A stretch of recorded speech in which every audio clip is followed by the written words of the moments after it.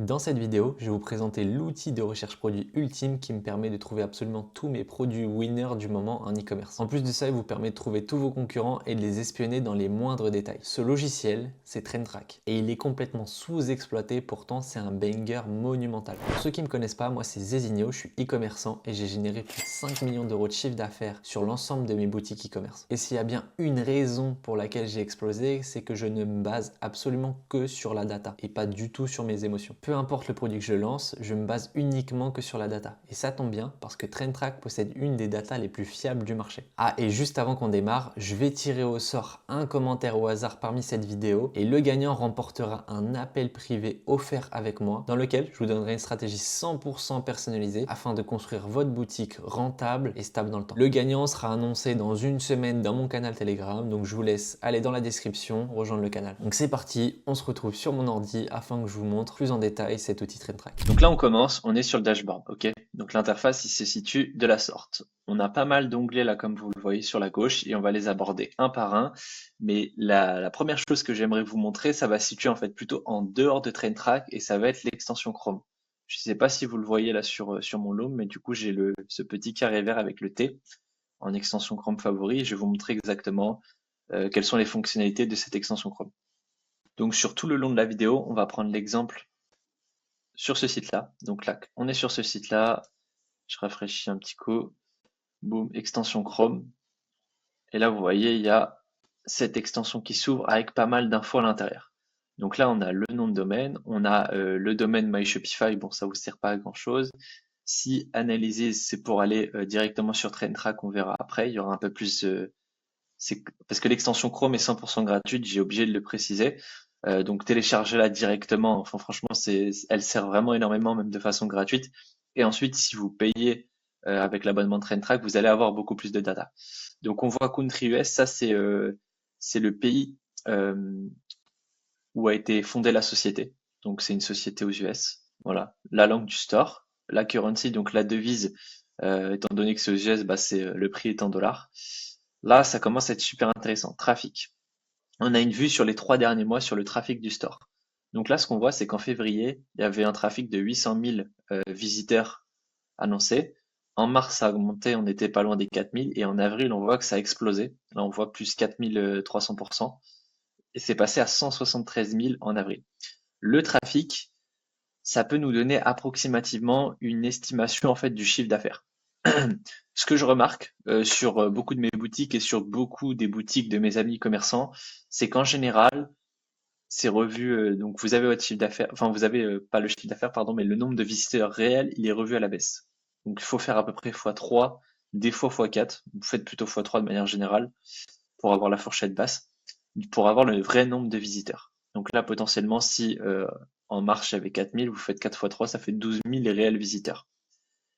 Et donc là, 173 000 de tête, je vais le faire en direct, 173 x 3, donc ça fait quelque chose comme 519 visiteurs.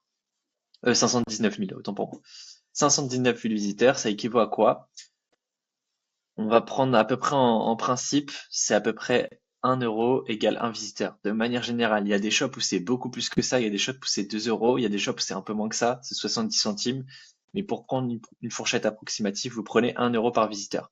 Donc, en avril, approximativement, le site aurait fait 500 000 $ de chiffre d'affaires. Ce qui est énorme. Donc, c'est vraiment un très beau site. Et là, on voit en plus, il vient à peine, en fait, d'exploser. Donc, c'est super. Ça nous donne une indication dans le sens où le time to market est bon. Le time to market, c'est quoi? Euh,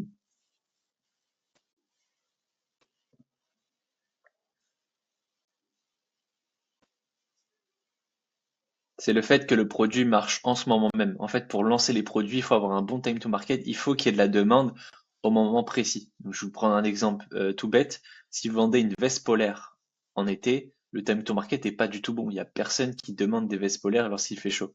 Voilà. Donc il y a certains time to market, il y a des produits où à vue d'œil il n'y a pas forcément de time to market. Potentiellement ça pourrait marcher toute l'année. Ce site-là c'est quoi? C'est un stylo pour les ongles, ok? Donc ça se met clairement sur les ongles des femmes. Donc on pourrait potentiellement se dire bah ça fonctionne toute l'année, mais il y a parfois certaines périodes où ça fonctionne un peu mieux que d'autres. Donc c'est important de l'avoir en compte. Ensuite, on voit le traffic share, donc c'est la répartition du coup du trafic. Donc par exemple, il y a 85% des personnes qui ont vu le site qui viennent des États-Unis, 10% de Norvège et 6% de France. Alors là, il faut savoir une chose, c'est que en général, il y a certaines infos des trafics qui sont pas bonnes. Donc, par exemple, 6% France, 10% Norvège, je suis vraiment pas sûr. Il se peut que soit la personne soit un Français, soit c'est un Norvégien. Genre c'est un Français qui allait un peu en Norvège, ou alors qu'il y a quelqu'un de ses équipes en Norvège et qui se connecte régulièrement depuis la Norvège, ou alors qu'il y a des personnes de la Norvège qui le traquent tous les jours et donc à force, bah, ça ressort un peu dans la data. Donc là, quand on voit 85% France, et États-Unis, pardon, on est quasiment sûr que quasiment tout le trafic, enfin en fait tout le trafic vient des États-Unis. Et c'est juste quelqu'un qui est français de base ou qui voyage en France ou qui voyage en Norvège.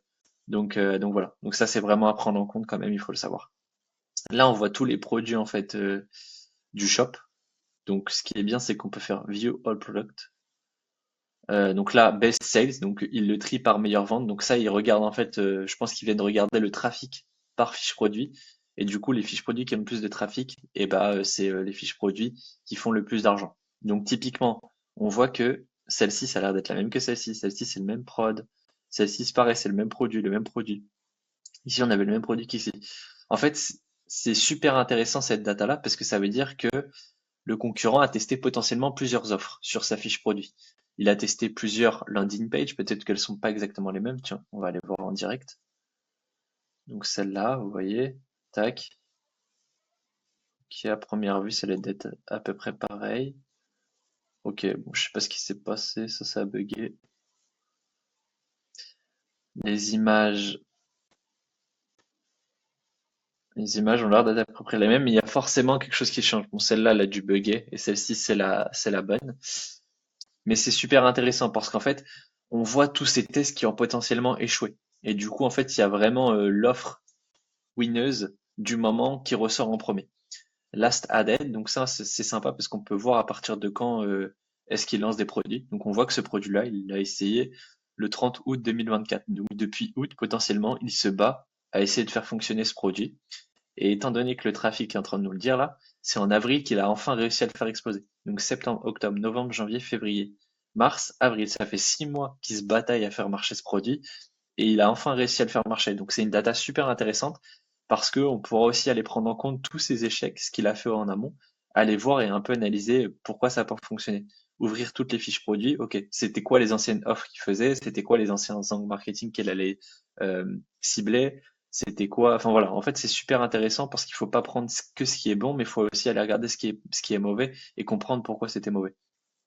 Et là on voit des produits complémentaires potentiellement qui vont soit dans le panier, donc on va l'ajouter au panier, voir un peu ce que ça donne.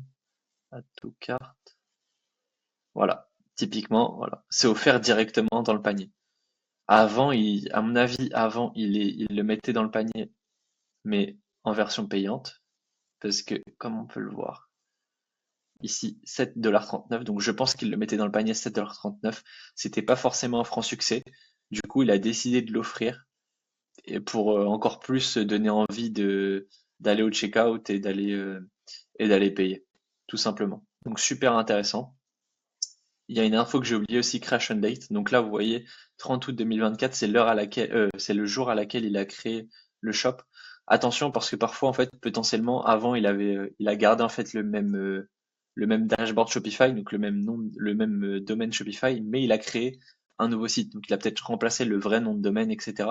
Potentiellement, avant, c'était un autre site qui s'est transformé du coup en Nails avec le temps.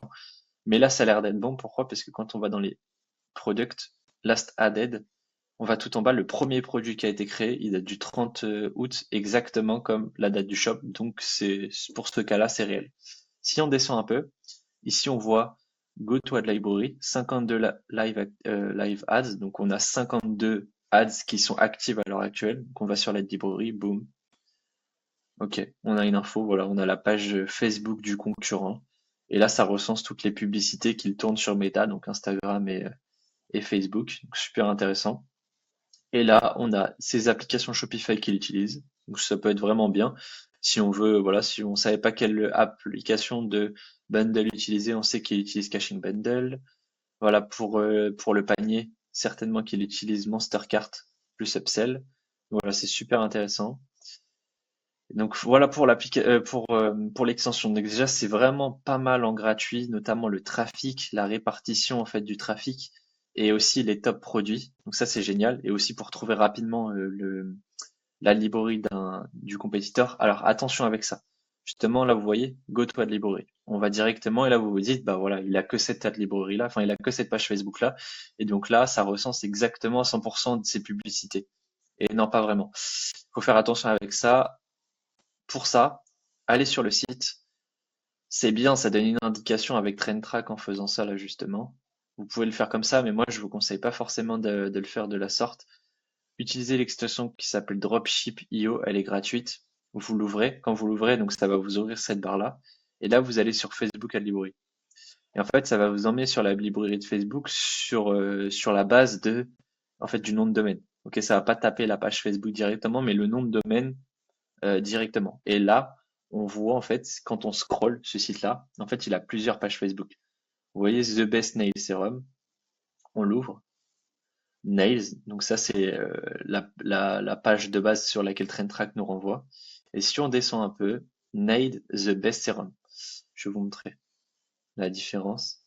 En fait, ça a l'air d'être la même à première vue, mais c'est pas la même page Facebook. The Best Nail Serum, Nail The Best Nail Serum, et ici juste Nails.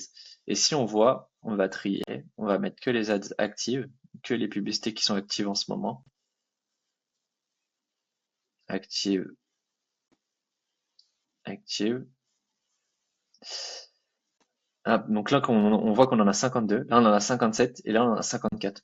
Donc si on suit uniquement ce que TrendTrack nous recommande, ben, en fait on n'a que 52 ads, mais on passe à côté de plus de 100 ads parce qu'il y a cette page Facebook et il y a cette page Facebook à prendre en compte. Donc toujours double checker avec cette méthode. Sinon vous pouvez juste ouvrir la librairie, vous copiez la racine du nom de domaine, comme ça vous faites copier. Ici vous allez là, vous tapez librairie sur Facebook, sur Google pardon. Bon, ça m'a emmené là. Hop. Là, vous faites tout, catégorie publicitaire, toutes les publicités. Et là, boum, vous faites entrer. Et là, en fait, vous retombez exactement comme avec l'extension, pardon, dropship.io. Et puis voilà. Et là, vous cherchez s'il y a des noms qui sont différents ou pas. Donc voilà, petit tips. Donc ensuite, on va retourner du coup sur l'extension. Ici, on voit qu'on a 6 analyses. On va cliquer dessus. Donc ça, c'est quand on possède TrendTrack en version payante. Donc là, on arrive sur une page. Donc en fait, je vais ouvrir TrendTrack à nouveau. Donc vous voyez, de base, on est là. Et là, en fait, ça nous emmène un peu dans Trending Shop. On y retournera juste après. Donc là, on a un peu plus de détails justement sur ce shop-là. Première chose qu'on peut faire, c'est l'ajouter au Brand Tracker. Il y aura encore un peu plus de data. Donc on va le faire pour vous montrer ensuite ce qui se passe. Vous voyez, quand vous ajoutez au Brand Tracker, on voit que bah là, justement, c'est intéressant. Là, TrendTrack nous dit qu'il y a bien 3 pages Facebook. Donc là, ça doit vous mettre la puce à l'oreille. Si de base, vous avez ouvert juste cette page Facebook, bah vous devez vous dire, ah mince, j'en ai raté 2 parce que TrendTrack est en train de me le dire qu'il y a 2 autres pages Facebook. Donc ici, je l'ai déjà traqué. On va traquer les 2 autres. Vous faites track, track. Et je vous montrerai juste un peu plus tard où est-ce que ça se situe. Donc là, sur la page de base, on retrouve à peu près les mêmes informations. Donc on a le trafic, on a le revenu estimé. Donc là, il faut faire, pour moi, c'est un x3 qu'il faut faire. On n'est pas loin du x3 à chaque fois. Euh, tac, tac, tac. Donc c'est ce que je vous avais dit vers les 500K, à mon avis, de chiffre d'affaires. Le trafic overtime. Donc là, on voit que il avait tenté de lancer des publicités. Enfin, je sais pas en fait s'il a lancé de publicité avant. Ça a pas l'air peut-être. Mais on se rappelle que le site avait lancé son premier produit le 30 août et du coup il n'arrivait pas. Là, vous voyez, avant en octobre il y avait 0, il y a eu 500 en novembre et c'est monté petit crescendo. Voilà, petit à petit, c'est en avril que ça a explosé. Donc ça nous redonne cette info, mais on a une meilleure vue. On n'a pas que les 3 derniers mois, on a, je crois que c'est les 6 derniers mois. Live ads over time, donc là c'est le nombre de publicités actives chaque mois. Donc là c'est que les 3 derniers mois. Et encore, c'est le dernier mois. Mais c'est bien. On voit en fait si la personne est en train de se développer, en train de scaler fort ou pas. Donc là, on voit que mi-mars, il était à 33 euh, ads actives et là il est à 57. Et attention, ça c'est uniquement que sur cette page Facebook là. Ouais, il faut coller chez les trois en fait, si vous voulez tout voir.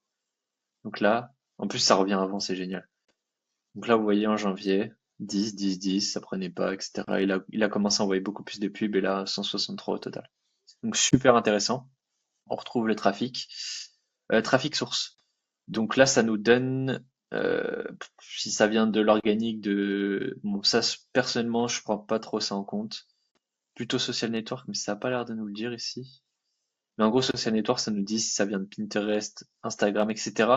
Attention au pourcentage, pas forcément les prendre en compte, mais c'est bien parce que ça peut nous mettre la puce à l'oreille de ah, il a l'air quand même de tourner sur Pinterest, ah, il a l'air quand même de tourner sur TikTok. Et potentiellement, on pourra aller voir sur la librairie de Pinterest ou de TikTok pour aller trouver des nouvelles publicités. Donc ça, c'est intéressant. Ensuite, les pixels. Donc les pixels, c'est qui sont du coup téléchargés par canaux d'acquisition.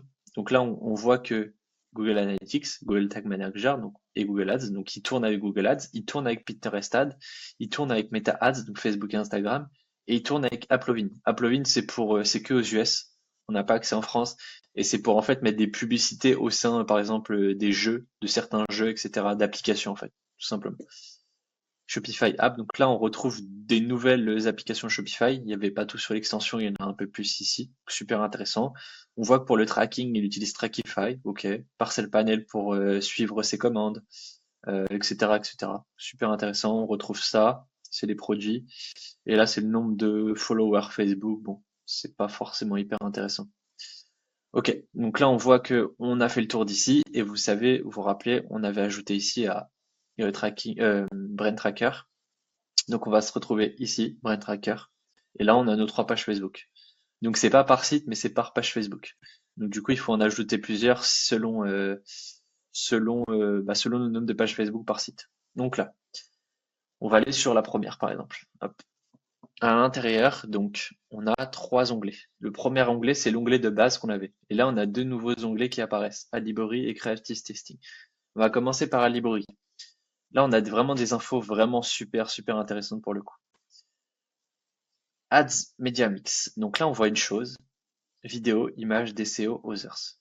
DCO, c'est les Flexible Ads. Donc ça veut dire que c'est dans Meta, quand il lance ses publicités dans Facebook Ads, et ben en fait, c'est une publicité qui va contenir plusieurs publicités. Donc en fait, on ne sait pas si à l'intérieur, il y a peut-être des vidéos, des images, des carousels, peut-être plein de choses mélangées. Et parfois, il y a des sites qui ont genre 80% de Flexible Ads, mais du coup, ça nous dit pas en fait à quel point est-ce qu'il lance des vidéos et des images. Donc c'est sûr, mais là justement, là c'est génial, il en lance pas de Flexible Ads, donc on sait, on le voit clairement qu'il tourne là sur cette page Facebook à 98% avec des vidéos. Donc typiquement, si on veut relancer le produit, ça nous donne une indication de, bah, faut pas lancer d'images sur un testing, ça sert à rien. Le concurrent, il tourne qu'avec des vidéos. Il faut quand même double-checker sur les 3 pages Facebook, voir un peu comment ça se trouve. Mais si les 3, c'est plus de 95% des vidéos, bah, on va lancer en fait que des vidéos sur un testing. La top landing page, super intéressant aussi, ça nous dit en fait, c'est sur quelle fiche produit ou landing page redirige les ads. Donc à 50% du temps, il redirige ses pubs sur la page d'accueil. Voilà. Donc c'est super intéressant à savoir parce que potentiellement, un site qui redirige sur la page d'accueil, vous allez essayer de lancer vous-même ce produit-là. Et en fait, vous allez vouloir, du coup, bah, la, le choix logique, c'est de rediriger sur la fiche produit. OK? Mais potentiellement que, bah, il a beaucoup plus à gagner, en fait, ça convertit mieux, en fait, à rediriger le trafic vers la home page, vers la page d'accueil plutôt que vers la fiche produit. Donc c'est une info à prendre en compte. OK? Après, on va voir un peu sa page d'accueil. Peut-être qu'il l'a tourné un peu en mode fiche produit, sa page d'accueil. Ça bug. Ok, bon, on le verra pas. Et donc là, vous voulez voir la deuxième fiche produit sur laquelle il redirige chez celle-ci. Ok, donc là, c'est pas une fiche produit, c'est vraiment une landing page. C'est pour éduquer le client. Donc c'est intéressant. C'est à combien de pourcents du temps? À 17% du temps. Bon, là, je le prendrai pas forcément en compte. Faites voir la deuxième. Ok, c'est une autre landing page. Ok, vous voyez, ça c'est intéressant pour aller cibler différents personas. Donc là, il va potentiellement cibler des femmes, ouais, des femmes un peu plus jeunes. Ok. Là, ça va être des femmes un peu plus âgées. Voilà.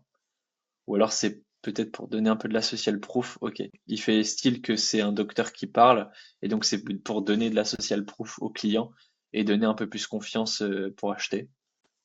Mais ça a l'air quand même de targeter des gens un peu plus âgés. Ok, donc c'est super intéressant.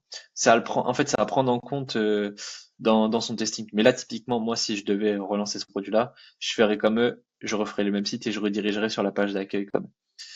Et là, donc le nombre d'ads lancés, donc si on voit par mois, hop, on voit qu'ils ont lancé 39 ads sur cette fiche produit. Là, tac, super intéressant, top 10 active ads. Donc là, d'après TrendTrack, c'est les 10 meilleurs ads du moment sur cette page Facebook. Donc c'est super, ça nous permet en fait d'analyser un peu, d'aller regarder les 10 meilleurs active ads et de voir pourquoi ça marche. Ok, quels angles ils vont targeter, pardon. Qu'est-ce qu'ils disent dans leurs vidéos, depuis combien de jours les pubs sont actives, combien de fois elles ont été dupliquées. Donc tout ça, c'est à prendre en compte parce qu'au plus en général, je dis bien en général puisque c'est pas tout le temps vrai, en général, au plus les ads sont dupliquées, au plus elles fonctionnent bien. Et ça dépend des sites, mais typiquement ce site-là, c'est pas le bon exemple. J'allais vous dire, au plus les ads ont de l'ancienneté et au plus elles fonctionnent bien. Et ça dépend des sites. Je vais vous expliquer très rapidement pourquoi. On va aller dans Creative Testing. Ici, on voit toutes les ads lancées depuis le début de la création de la page Facebook. Et là, on a une data super intéressante. Vous voyez là, il y a 14 sur 14, 7 sur 7, ads running, etc. Donc, ça veut dire que le 27 avril, ils ont lancé 14 pubs et il y en a encore 14 qui sont actives. Et ça tout le temps, tous les jours. Ils ont coupé aucune de leurs publicités. Ça veut dire que la structuration de leur campagne, c'est à 100% composé de soit une CBO, soit une Advantage Plus. Donc ça, c'est des styles de campagne sur Facebook Ads. Et en fait, c'est des types de campagnes dans lesquels ils ne coupent jamais les publicités. Et c'est Meta l'algorithme de Meta qui va décider sur quelle publicité dépenser le plus selon les périodes. Et en fait, ça nous permet pas en fait de savoir réellement quelles sont les publicités qui sont les mieux. C'est assez compliqué à déceler. On peut le savoir potentiellement via le nombre de duplications, etc. Mais c'est compliqué là typiquement à savoir précisément. Et donc selon les sites, si c'était un site qui coupait ses publicités, donc par exemple au lieu qu'il y ait 3 sur 3, là on avait 1 sur 3, là on avait 0, là on avait 0, 0, là on avait 1 sur 3, 0, 0, 2 sur 5, etc. Bah, ça veut dire que toutes les publicités qui étaient encore actives, elles étaient forcément rentables et elles servaient forcément à quelque chose. Donc voilà, c'est quand même bon à savoir. Donc on retourne ici, là on a le top 10 et là on a toutes les ads. Et on va pouvoir aller filtrer par selon les formats. Ok, donc on voit que on va les trier par vidéo. En vrai, ça sert à rien de trier ici parce que ils ont quasiment pas d'images. On peut aller regarder le nombre, toutes les ads qui ont été dupliquées au moins 3 fois, potentiellement. Ok, donc là, typiquement, je vous ai dit, on peut pas réellement savoir quels sont les ads qui dépensent le plus, mais moi, il y a quelque chose qui me met la puce à l'oreille, c'est que ça a l'air d'être les mêmes publicités qui ont été lancées plusieurs fois. En plus d'être dupliquées plusieurs fois, typiquement celle-ci, elle a été dupliquée 3 fois, mais on peut voir ici aussi qu'elle a été relancée et redupliquée. À voir si c'est exactement la même. Ouais, ça a l'air d'être la même. C'était celle-ci. Ok. Donc là, on voit que celle-ci, typiquement, elle a été lancée une, deux, trois fois, peut-être même plus, 4, 5, 6, 7, 8, 9. Et en plus qu'elle a été dupliquée plein de fois. Donc là, typiquement, pour moi, celle-ci, c'est une des ads winners. On a celle-ci aussi. Une, deux. D'ailleurs, le hook est sympa parce qu'on voit que c'est un homme, mais ça a l'air d'être une main de femme. Enfin, ça rend la main très efféminée. Donc ça hook un peu les gens. Ouais, ça hook un peu les gens, donc c'est pas mal. Ça permet d'aller chercher un persona, potentiellement les hommes qui aiment bien se faire des manicures. Enfin bref. Donc là, on a celle-ci, celle-ci, on a celle-ci, celle-ci qui a été dupliquée, qui a été relancée plein de fois, celle-ci aussi. Et en plus, à chaque fois, elles sont dupliquées. Donc ça met la puce à l'oreille et ça veut dire que bah, ce sont des winning ads. Enfin, là, c'est quasiment sûr, ce sont des winning ads. Donc c'est super intéressant pour savoir en fait quels ads marchent le mieux. Ok, donc là je pense qu'on a fait le tour sur tout ce qui est brain tracker et analyse des data. Donc on a vraiment beaucoup de data comme vous pouvez le voir. Et là maintenant on va passer à la partie justement recherche produit, etc. Comment on trouve les sites. Donc sur le dashboard, on a quelques infos intéressantes. Voilà, ça nous met des sites en avant, quelques ads en avant, etc. Ça peut être intéressant, mais là, ce qui est le plus intéressant dans TrendTrack, c'est Trending Shop et ça va être tous ces filtres. Là, vraiment, pour le coup, c'est là où je vais m'amuser pour trouver tous les sites winners. Je vais vous expliquer assez rapidement un par un tous les filtres et ensuite je vais vous donner plusieurs filtres super intéressants à utiliser. Trafic, donc c'est comme on l'a vu, on va retourner sur le site. Oula, hop, il y avait un son. Donc c'est comme ce qu'on a vu ici, donc c'est le nombre de visiteurs, ok. Donc voilà, on va pouvoir jouer avec un chiffre minimum, un chiffre maximum. Traffic growth, on peut mettre 1, 2, 3 mois, 1, 3, 6. Donc on peut mettre potentiellement, genre par exemple là on est en mai, non, enfin la dernière data qu'on a c'est avril. Donc on peut dire par exemple de mars à avril, il y a une augmentation du trafic de 40%. Et on veut que des sites qui ont des trafics qui ont augmenté au moins de 40% de mars à avril. Ok? Ou alors qui ont baissé. On veut que des filtres qui ont, bon, en général, ça n'a pas trop d'intérêt dans ce sens-là.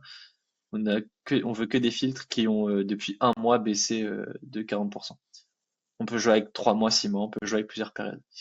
Ok. Ensuite, on a Ads Count. Donc ça, c'est le nombre de ads qui sont actives dans Facebook sur les pages, sur les ad library, donc les pages Facebook. Donc ça va être super intéressant de mettre un minimum en général ou un maximum pour pas avoir des sites trop gros. Ok. Ads gross, donc ça c'est le nombre d'augmentation du nombre d'ads actifs. On va rarement jouer avec ça. Ok. Catégorie. Donc là c'est si vous avez déjà une niche en tête et que vous allez par exemple Health, vous voulez que des sites sur la santé. Ça peut être bien à aller chercher, mais ne cherchez pas qu'avec ça parce que parfois, en fait, il y a des sites qui va mettre en digital product alors que c'est des sites dans la santé, etc. Donc, la data est pas accurate à 100% sur ça, mais ça peut donner enfin, ça quand même, à 80% du temps, ça trie bien. Donc, ça permet d'être un petit filtre complémentaire à utiliser. Nombre de produits à utiliser. Voilà. Ça, c'est super intéressant, notamment le nombre de produits max pour pas avoir des sites qui ont, parce que regarde, si je mets nombre de produits minimum, il y a des sites, je vous jure, 3000 produits. Il y a 12 000 shops qui ont plus de 3000 produits sur leur site. Bah, typiquement, moi, ça m'intéresse pas du tout le nombre, ces shops-là. Ils ont trop de produits actifs, ils lancent trop dans tous les sens. En fait, c'est des mini Amazon. Moi, ça m'intéresse pas. Ok. Shopify App, ça c'est vraiment pas mal du tout. Quand on connaît les bonnes applications Shopify à utiliser, que les gros utilisent, je vous en donne quelques-unes en rapide. On a Triple Whale, on a WeTract, qui n'y est pas. Ok. Vous avez Intelligems. Ok. Vous pouvez avoir Airos. C'est écrit comment Airos? Ça y est pas. Klaviyo, mais ça c'est trop classique. Les bundles, caching bundle, c'est pas déconnant. Upcart, c'est pas mal. Triple Whale, on l'a déjà dit. Yotpo pour les SMS. GovPro, c'est pas mal pour ceux qui font de l'affiliate marketing. Gempage, ça c'est intéressant. C'est pour créer des landing pages, un peu comme on a vu sur le site, vous savez, pour éduquer là, quand on a vu le médecin dessus. Euh, Lucky Orange, c'est pas mal, ça, c'est les gros sites qui utilisent ça. Gorgias aussi, ça c'est pour le SAV, c'est les gros sites qui utilisent. Omega Pixel, pourquoi pas. Il y a, en parlant de Pixel, il y a aussi Trackify, voilà, Parcel Panel, etc., etc. Donc là, il y a pas mal de choses à faire. StoryTheme, Shopify Theme, ça j'utilise jamais. Ça, je vous avoue, c'est pas quelque chose à utiliser. Pixel, ouais. En fait, on pourrait par exemple cocher Pixel Facebook pour voir que des shops qui tournent sur Facebook, mais moi je préfère de mettre un minimum d'ads sur leur page Facebook plutôt que de cocher le pixel. Langage, ça pareil, j'évite de trop toucher, j'ai un peu peur que l'IA se trompe, on veut que des sites en France, donc on met French. On va plutôt venir jouer sur d'autres filtres juste en dessous. Crash and Date, ça peut être bien. Mettre pas des shops qui sont trop anciens. Par exemple, des shops qui ont été créés en 2017, 2018, 2019, ça commence à faire trop ancien et potentiellement c'est des gros shops établis, donc ça va être compliqué. Enfin, c'est pas le type de produits qui vont nous intéresser. Shop Origin, ça c'est banger typiquement. Je vous expliquerai après les filtres, mais là on va pouvoir mettre euh, donc Shop Origin, ça va être ici. Bah là c'est en fait c'est l'origine de la société. Voilà. Donc, typiquement, si on veut que des sociétés US, ben, on va mettre US. Si on veut que des sociétés belges, ben, on va mettre belge, etc., etc. Visiteur, donc si on retourne sur le site, donc là qu'on voit qu'on a main among exclu. Donc ici, en gros, main, là ici c'est les US, donc c'est le trafic, le pays principal. Among, ça va être France et Norvège, ça va être les pays secondaires. Et exclude, bah si on veut exclure tous les gens qui ont, enfin tous les sites qui ont les United States en, dans le trafic, et ben on le coche tout simplement. Ok, donc ça va être banger aussi à utiliser. Je vous montrerai juste après. Shopify Plan, ça peut être pas mal. Checker tous les sites qui ont le Shopify Plus. Donc c'est l'abonnement, enfin c'est vraiment le gros abonnement de Shopify qui coûte une blinde. Ça peut être bien, mais le truc c'est qu'on va vraiment tomber que sur des giga shops. Si on trie par, non, ça va pas être intéressant. Je l'utilise très rarement. Ça peut être bien si vous voulez trouver les gros concurrents, par exemple, de votre niche, voir un peu ce qu'ils font, les mails qu'ils font, les upsells qu'ils font, etc. Pas forcément les concurrents directs, hein, mais je sais pas, vous êtes dans la niche de la beauté, vous vendez une brosse à cheveux, vous voulez pas forcément regarder que les sites qui vendent des brosses à cheveux, mais tous les sites qui sont très girly, qui vendent en fait des produits pour la beauté ou la cosmétique, ça peut être intéressant pour faire sa veille de concurrent. Hop. Allplan. Trustpilot, ça c'est pas mal pour trouver. Enfin, c'est bien et pas bien à la fois. De temps en temps, j'utilise, mais c'est pas le filtre que j'utilise le plus. C'est pour voir en fait tous les concurrents qui ont un minimum de euh, un nombre de reviews. Donc tous ceux qui ont au minimum 400 reviews, c'est des shops qui sont un minimum établis, et donc ça nous donne ça. Mais je préfère jouer par le trafic. Et Trustpilot Score, ça peut être pour garder à peu près la qualité du produit. Donc on veut que des shops qui ont au moins 3,5. Ah ok, je peux pas mettre la virgule. Si. On veut que des shops qui ont moins 3,5 en Trustpilot Score. Donc, par exemple, je vais aller sur ce site-là, je vais vous montrer. Ici, on voit qu'on a le Trust Score, on a 4 de notes sur 154 000 avis. Donc ça veut dire que ils ont une bonne note, donc le service client est bon, la qualité des produits est bon, les délais de livraison sont bons, etc. Ça peut être une indication, mais perso, je l'utilise jamais. Hop. Donc là, ensuite, on a All Shop, on a déjà on a Big Player et Rising Stars, qui peut être intéressant. C'est des pré-filtres, pré-cochés par TrendTrack pour vous permettre de trouver quelques sites. Voilà, en Rising Star, on a 355 shops. En Big Player, on a 881. Je regarde très rarement, ça je vous avoue, je préfère jouer par moi-même avec les filtres. Donc là, je vais vous donner tous les filtres qui fonctionnent bien. Enfin, je vais vous en donner plusieurs. Ok, donc là, on est sur le premier filtre. En trafic, j'ai mis 40 000 à 300 000. Trafic gross, j'ai mis une augmentation de 200% du trafic par rapport au mois dernier. AdScount minimum 30. Product, j'ai mis maximum 150. Et voilà, je vais vous expliquer un peu pourquoi. On va aller sur TrendTrack, sur l'extension. Vous voyez, c'est les 3 derniers mois qu'on voit. Et en fait, là, typiquement, c'est un des sites qui remplit justement ces critères et qu'on devrait voir, on le verra en fait dans la liste. C'est un site qui est en train d'exploser par rapport au mois dernier. Donc là, on voit que lui, ce site-là, il est passé de 3800 de trafic à 173 000. Donc il a vraiment explosé. Il a fait plus 4350%. Et donc avec ça, on a tous les sites qui sont en train d'exploser au moment même, genre très récemment. Et du coup, c'est super intéressant. On a un très bon time to market. Le produit fonctionne très bien en ce moment. Il y a une forte demande. Et donc, on peut voir tous les sites. Là, on voit qu'il y a 103 sites qui remplissent ces critères. Ici, sur ces filtres-là, vous allez potentiellement pouvoir jouer avec Traffic Growth. Vous n'êtes pas obligé de mettre 200%, vous pouvez mettre 50%. Il y aura beaucoup plus de shops. On va aller voir ça.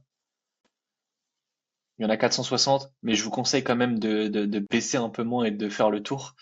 Pourquoi? Parce que même un shop qui monte de 50%, c'est quand même énorme. Enfin, un shop qui de base tourne à 50 000 de trafic. Bah, 50% de plus, ça fait donc la moitié c'est 25 000, donc ça fait 75 000 le mois suivant et c'est pas déconnant, c'est quand même une belle augmentation. Et ça, c'est pas parce que le shop est passé de 0 à 100 000. Oui, c'est intéressant, mais il n'y a pas que ces shops-là qui sont intéressants à les targeter. Mais voilà, vous avez déjà une base. Donc on veut quand même un minimum d'ads actifs, comme ça on est sûr que le shop tourne sur Facebook. Euh, Produit que j'ai mis max 150 pour pas avoir tous les shops de merde qui ont trop de produits sur les sites, ça nous intéresse pas ces types de sites. Donc ça, typiquement, c'est vraiment un banger. D'ailleurs, vous pourrez sauvegarder. Et ça, en fait, c'est un filtre à aller regarder à peu près entre 7 et ouais, on va dire entre le 5 et le 10-12 du mois. En gros, donc là on est en mai, une fois qu'on sera début juin, dès que la data s'actualise et ça passe sur l'extension TrainTrack, on verra mars, avril, mai, et bah dès que ça s'actualise, tac, vous allez directement mettre ce filtre-là et aller regarder tous les sites qui viennent d'exploser en fait qui ont explosé au mois de mai. Et c'est super intéressant parce que vous allez voir les sites avant tout le monde. Et du coup, bah, on sait que la rapidité prime en e-commerce pour lancer les produits. Donc voilà. Donc ça, c'est un film banger. On va passer au deuxième. Là, on est encore sur un film banger. Je vais vous l'expliquer assez rapidement. Trafic, je suis resté entre 30 000 et 300 000. Vous pouvez mettre un petit peu plus, mais après, c'est vraiment des shops qui sont quand même assez big. Et franchement, c'est pas les meilleurs shops sur lesquels se positionner. Ad count, toujours minimum de 30. Comme ça, on a des shops qui balancent un minimum d'ads sur Facebook. Product, je suis monté à 300 max cette fois-ci. Bon, vous pouvez jouer, il n'y a rien qui est, c'est pas gravé dans le marbre, hein, vous pouvez jouer avec ce nombre, mais voilà, comme ça on évite les shops qui ont trop de produits. Shop Origin, donc là c'est là où ça commence à devenir super intéressant. Donc Shop Origin, pour rappel, sur l'extension, c'est en gros de quel pays vient la société qui a créé le site. Et là on voit que j'ai mis Hong Kong, Indonésie, Thaïlande et en gros les Émirats Arabes Unis. Pourquoi ces pays-là? Parce que les expatriés qui sont en e-commerce, en général, ils adorent s'expatrier dans ce genre de pays. Pas forcément s'expatrier, je pense, à Hong Kong notamment, où il y en a beaucoup qui vivent en Thaïlande, à Dubaï, donc aux Émirats, ou à Bali en Indonésie, et qui créent en fait des sociétés à Hong Kong pour leur site internet. Et donc ça va être super intéressant à utiliser. Vous pouvez mettre aussi United Kingdom, United States, potentiellement aussi un peu France. Ça, c'est intéressant, mais sauf que là, le nombre de shops, là, vous avez, il y en a 191. D'abord, vous faites cette recherche comme ça. Une fois que vous avez checké vos 191 shops, vous enlevez tout ça. Et là, vous mettez United Kingdom, par exemple. Parce que là, vous voyez, vous avez 498 au United Kingdom. Ensuite, une fois que vous avez fait ça, vous mettez United States. Parce qu'en gros, c'est ça, c'est tous les pays où les gens créent des sociétés. Donc, c'est United Kingdom, United States, les Émirats, Thaïlande, Hong Kong et Indonésie. Voilà, c'est tout le temps cela. Vous pouvez avoir un peu de France, un peu de Belgique, un peu de Suisse, mais il y a aussi Allemagne et Pays-Bas à ne pas négliger, à aussi aller chercher. Mais là, je vous avais donné les meilleurs. Et en visitor country, on était du coup en main. J'ai seulement mis en main trafic. J'ai mis en fait les gros pays. Voilà, les gros pays donc où vendre. Les États-Unis, Canada, Australie, enfin Royaume-Uni, Belgique, France, Germanie, Allemagne, Italie, Pays-Bas, Espagne, Suisse. Il y en a quelques-uns aussi que vous pouvez comme potentiellement aller cocher, mais ça c'est les principaux.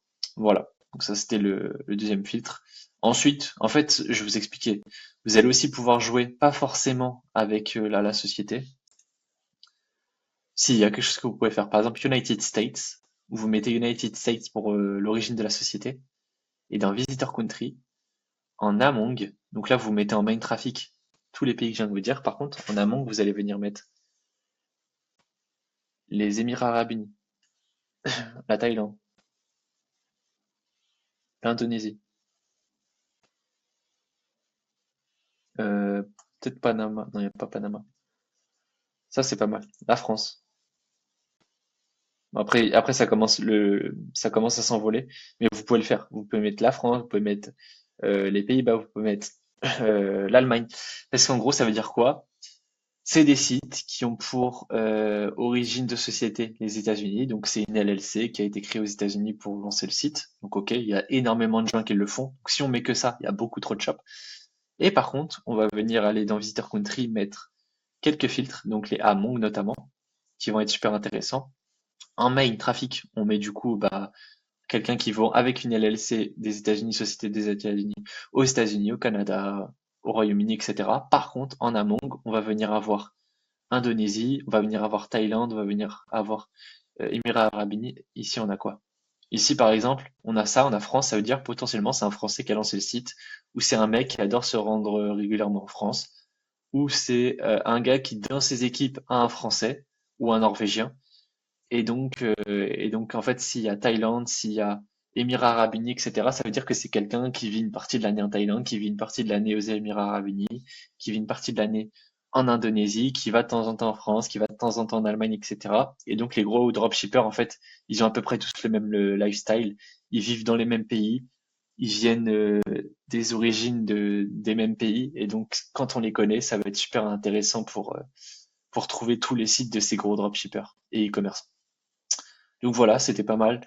Euh, Ensuite, il y a aussi potentiellement, pas forcément jouer avec les pays, mais comme je vous l'ai dit, jouer avec les Shopify app. Quand vous connaissez les bonnes Shopify app, vous allez pouvoir aller trouver les bons sites, etc., etc. Pour ça, bah, allez toujours, en fait, ce que vous pouvez faire, c'est dès que vous trouvez un gros site, vous allez sur TrendTrack, vous regardez les Shopify app. Ok, donc là, on voit qu'on a Triple Whale. Ok, on voit qu'on a Parcel Panel. On voit qu'on a Caching Bundle.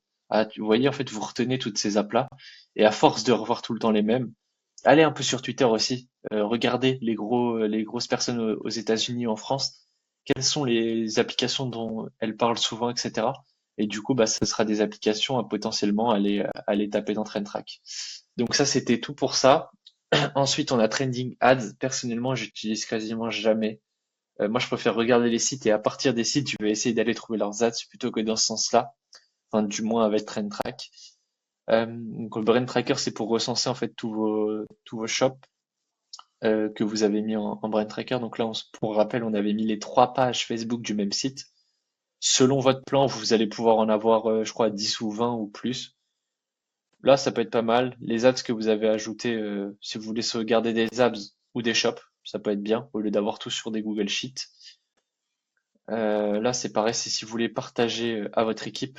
Voilà, vous avez un associé, vous avez des virtual assistants, des product researchers, des gens qui font la recherche produit pour vous, ça va être super intéressant.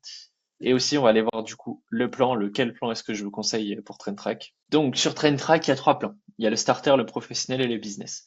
Personnellement, le business, je vous le recommande pas forcément. Pour moi, c'est plus pour des agences ou, enfin, je vois pas trop l'intérêt du business. Ouais, il y a trop de brand tracker. Pour moi, ça sert à rien. Euh, Celui que la majorité des gens vont prendre, c'est le professionnel. Ok, il a clairement été pour ça et été créé pour les e-commerçants.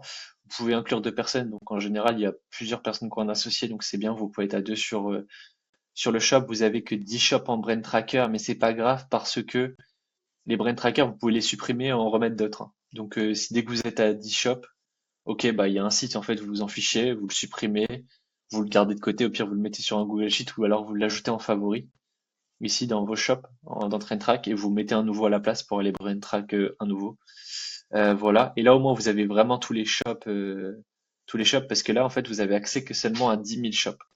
Ça peut être bien pour commencer, mais personnellement je trouve ça très faible. Enfin perso c'est pas forcément un plan que je recommande. Aller directement sur le professionnel. Donc ça fait 71, non c'est un peu plus, c'est 89 $ par mois, puisqu'en général les gens prennent un monthly. Voilà, vous économisez 20% avec le yearly. Et d'ailleurs, donc c'est 90 $. Enfin, voilà. Et vous avez un code si vous voulez, je vous le mets en description. Zezinho10, vous avez moins 10% à vie avec ce code-là. Donc voilà, ça peut être intéressant à utiliser pour tous ceux qui veulent. Et puis voilà, vous pouvez vous aussi à votre tour créer votre comment ça s'appelle? Votre code promo, TrendTrack, pour le partager à vos amis, etc. Ça peut être intéressant. Et donc voilà, on a fait le tour de TrendTrack. C'est un logiciel super intéressant pour aller trouver tous les sites. Moi, ce que j'adore, c'est aller regarder surtout les shops qui se passent hors Europe. Parce qu'en Europe, on le sait, il y a la transparence de l'Union européenne. Et donc avec ça, ça nous permet d'avoir une data plus précise sur les publicités. Euh, donc on m'a dit que ça arriverait un jour aussi sur TrendTrack. Ah putain, j'ai oublié. Pour ceux qui sont restés à la fin, j'ai oublié quelque chose qui vient de sortir notamment, c'est le Find the Shop. Donc si vous avez, voilà, votre shop c'est celui-là. Imaginons que ça c'est votre shop, vous avez envie de trouver les concurrents. Bah vous allez taper nail, donc ça veut dire ongle. Vous le tapez là, hop, et là ça va vous sortir 587 shops qui ont le mot nails quelque part. Voilà, dans leur site. Donc ça parle forcément de nails. Là on voit que c'est beaucoup dans les. Ouais, je pense que c'est plutôt là. C'est dans keyword qu'il faut aller. Parce qu'en fait, dans shop name, ça veut dire que le mot nail, il est soit dans le nom de domaine. En fait, il est dans le nom de domaine ou le nom du site. Donc ça peut être bien, mais il y a des sites qui parlent d'ongles et qui n'ont pas forcément le mot à l'intérieur. Donc c'est mieux aller dans keyword, taper nail. Et là, vous avez 7000 shops potentiellement qui parlent en fait d'ongles. ou qui a un produit qui sont faits pour les ongles. Et donc, bah, ensuite, vous allez pouvoir retrier avec un peu de trafic. Je sais pas, genre 20 000. Vous mettez pas de limite, voilà. Vous en avez plus que 218 des shops. Vous avez 218 shops qui ont le mot nail quelque part à l'intérieur de leur site ou de leur pub et qui ont au moins 20 000 de trafic. Et donc là, vous avez potentiellement 218 personnes chez qui faire de la veille, enfin, chez qui faire de la veille concurrentielle. Et donc, ça peut être intéressant, hein. C'est pas parce que c'est pas exactement le même produit qu'il faut pas aller checker, parce que bah, ça peut vous donner plein d'infos intéressantes sur des angles marketing, sur des mots à utiliser que vos clients adorent, etc. Donc, ça peut être bien. Là, vous voyez, c'est d'arrange. Potentiellement, ils ont un produit qui parle d'ongles. Vous allez sur ce produit-là, vous regardez tous les mots qu'ils utilisent, à qui est-ce qu'ils parlent, c'est quoi leurs ads sur ce type de produit-là, etc., etc. Donc ça, voilà, c'est super intéressant, une très très bonne feature.